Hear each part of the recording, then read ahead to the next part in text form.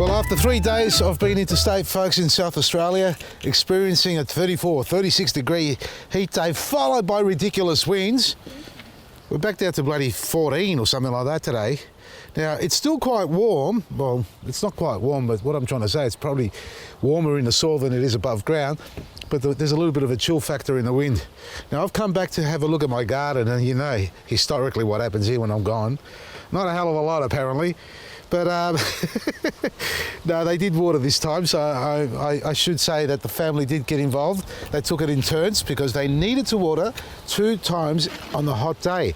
Not all garden beds, but the old ones. I'm not going to go through all those details with you again, but you know, the old ones that don't hold their moisture and they're building the life.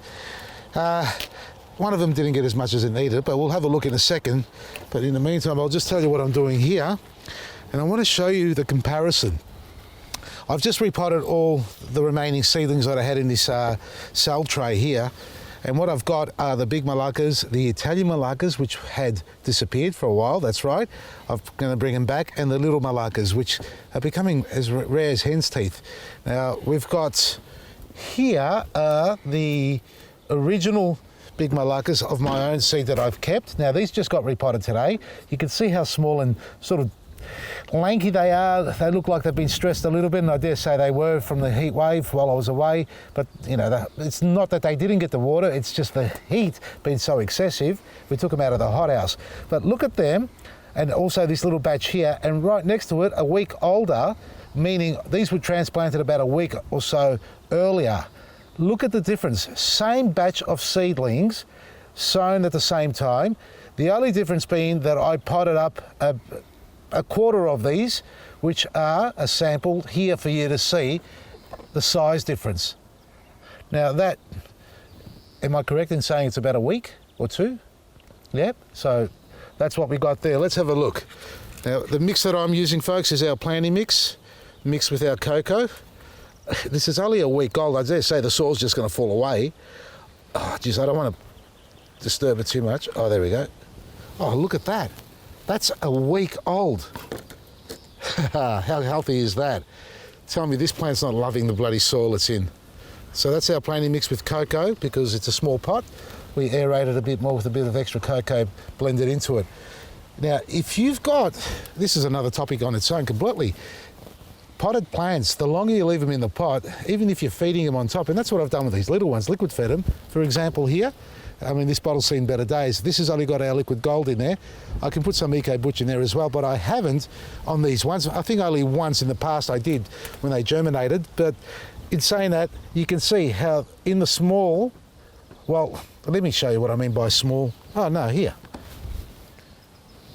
This is what they've been growing in. You can see the roots are just starting to establish, but it's designed to have the roots grow downwards. You can see how they grow down and some of the soil's fallen away. So these plants are really struggling. Well, struggling if they stay in here too long. And the pot size is not so much the concern here, because this can happen to any size plant on any size pot, depending on how long it's been in there. Now, being a seedling, an annual, they grow fast, they do their job, and they disappear by the end of the season. You've really got to spend a lot of time, well, not a lot of time, be on top of it. Don't let them get away from you, don't let them overgrow. And if they do, well, you've got to transplant them.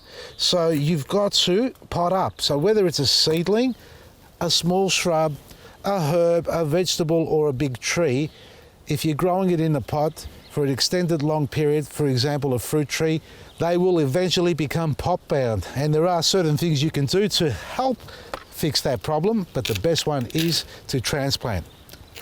Now, big pots, big wine barrels, you know, big trees. Let me just show you. I've just diverted from the actual topic that I was going to talk about here, folks. It was going to be, let's have a look at my garden, but we'll do that tomorrow, because I'm more interested about talking about pot-bound plants, and it's not something that I prepared myself for, but I'm going to show you some pot-bound plants that I've got already. Have a look at this. I haven't even finished potting up my tomatoes, by the way. Anyway, we cut this one down. It's an apple tree. My better half just finished watering. I hope she's watching. Watering. Look how dry it is. Look how dry it is, honey. Honey, you missed this half of the pot. And look at the roots sticking out of the ground now. That's not her fault, but this one needs another water. But at the end of the day, this is what I'm talking about. Now, we've got all sorts of little critters living in here, and we've got cavities in there, so this is really not getting the moisture down below where it needs to. And let's have a look underneath. It's starting to mat out. Now the roots, new roots, nice fibrous roots, are coming along, but they've got nothing to connect to, no life. So this needs to go into a larger pot. Now when you go into a larger pot, you don't just go 1 inch a little bit bigger like that. You need to go almost double the size. So from, what is this, a 33 centimetre pot, you go up to a 50, 55, 60 centimetre, almost double the size. And obviously it'll be a lot deeper. So with the change of temperatures that we're experiencing, you know, these fluctuating days of temperatures from 35, like this week we've got 19, 17, 21, then we're going to hit 37, 33, 35, and then we're going to plummet back down again. Plants that have got very little soil around them, meaning very fibrous roots, even seedlings like I said earlier, or trees as such, pot plants, and even sometimes in the ground.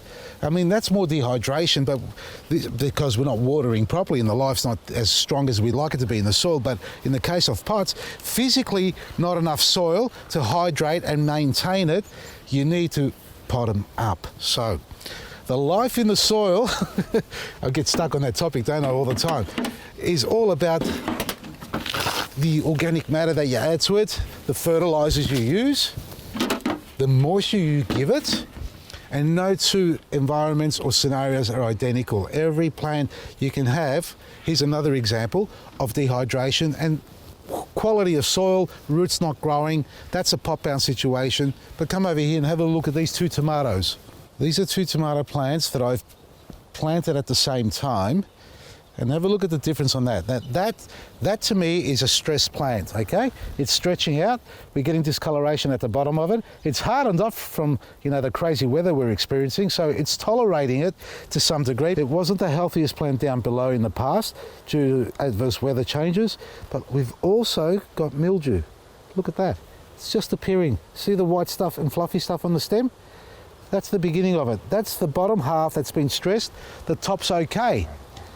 So now we've gone to another topic here, folks. You know, we started off with the root systems struggling, but this all is not just above ground issues. Yes, it puts the weather changing, puts a lot of pressure and stress on the plant, but it's even more so evident when the plant's root systems doesn't take well to the ground. You all know about these beds. These are the beds that really struggled earlier on. I've been sort of slowly dressing them up, and I'm going to do another top dresser here again with compost and superfood and that. But you can see it's starting to take off. Now the problem here is if we don't treat that, this part up here will be infected as well.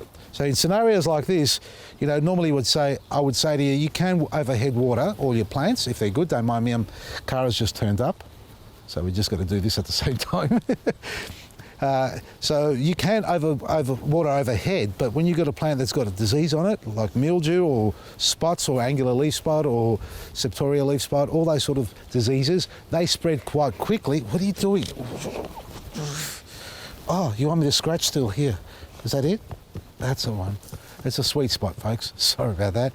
So tomatoes have got a disease. Those spores of those disease will spread when you wet overhead. It happens with rain, climatic changes. So work on your soil again.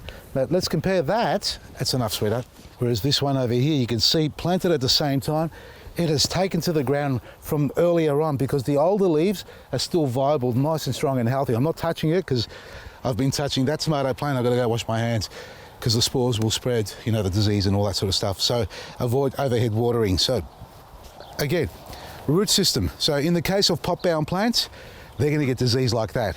But when your soil's healthy, folks, and the plants aren't pot-bound, so you've got good healthy soil in your pot or in the ground and it's active, this is what happens. They take off like wildfire. That's what's happened in this bed here because it's one of the recent beds we built.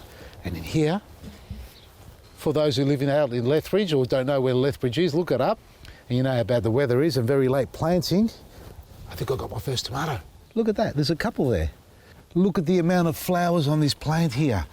Now, normally I thin it out and leave 2 or 3 litres on here, but I have to thin it out to get airflow. We need the airflow in there. We don't want it to be too congested. And in the past, you've seen me how I prune my tomatoes, and I'll demonstrate a few more later on. and not today because I've just been handling some plants and are not so healthy. But this thing here has got clusters everywhere, and the first cluster of flowers, it's set fruit on it. Look at the bottom. This is what I mean. If you don't thin them out, you start to get markings on the leaves. Now, tomatoes are very susceptible to getting any sort of disease like that. They'll drop a lot of leaves. I mean, they'll continue to grow. You'll get that little virus at the bottom. If it's a healthy plant to start with, if you're starting off with a sick plant, like I've got one over there, that one there I'm going to have to nurse it. Now, what's the treatment for that? Because I haven't said it earlier. It's basically bicarb soda. You can use our plant health protection kit, which is a bluestone-based fungicide, or get the bicarb soda out of your kitchen pantry, a couple of teaspoons in a litre of water, spray it on there.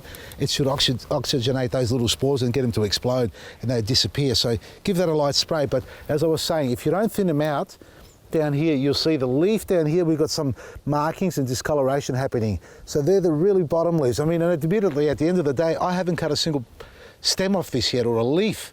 And look at the flower heads here. That is nuts. That's great. And mind you, we've had some crazy days here as far as weather's concerned. So, you know, healthy soil, healthy roots will give your plants all that extra fighting chance to be able to grow big, strong and healthy and produce. And it's not just about tomatoes. It's about all living plants, whether they're flowering plants, you know, trees, shrubs, fruiting or edibles. Pot-bound plants, repot them. Look up one of my previous episodes where I spoke about an indoor plant and I found millibug in the soil because the spathiphyllum had wilted. Wasn't sure whether it was too wet or too dry, and the only way you could find that is by taking it out of the pot. It wasn't pot bound, but it was infested because it was inside near a heating environment. Outside here, because of climatic changes continuously, you need to focus on keeping life to your soil so your plants can stay strong and healthy. And right next to that, we planted this. The sweet peas or snow peas, I don't remember what type of peas these are. This one's curled up because it somehow didn't get enough water maybe, guys? No one knows, everyone's shaking their heads. But these ones will be okay. Now I'm going to put a framework in here, otherwise they're not going to know what to do with themselves. But these tomatoes have taken off. But it is wet, so it could be anything. Could be anything. I mean, I watered this earlier on. Hey, it's not too wet. I reckon on 34-degree day it would have dried out on me, guys. Put that back in there like that, cover it over. So at the end of the day, always look down what's going on below before you try and work out what's going on above. Well, have a look at above, and most times the problems start from below. Pot-bound plants, that's what I started on there, folks, and you saw the seedlings. The sooner you pot up your little plants, the quicker they'll recover and grow bigger, strong and healthy. But again, use a quality mix. You know, we've got our planting mix and cocoa. Take advantage of that. There's a Black Friday sale going on. I'm learning all the little innuendos as far as the marketing names are. But mix it with cocoa pith. You don't want to have the planting mix on its own because it's great for large areas, holds its moisture well, but you don't want it to hold too much moisture in a small little confined pot. And you can see how healthy those tomatoes are by just adding a little bit of cocoa fibre, which aerates the soil, but allows the moisture to retain there as well at the same time. So check out Vasily's website. He's not a bad guy. He tries his best. Vasily'sGarden.com. It's the Adelaide environment, folks. This is what happens. It takes me a week to recover. No, I love you guys down there in South Australia or up there. Vasily'sGarden.com outlets are all doing really well. Click and collect, that is. Support them. Jung is up and running. Taylor's Hill is also as well.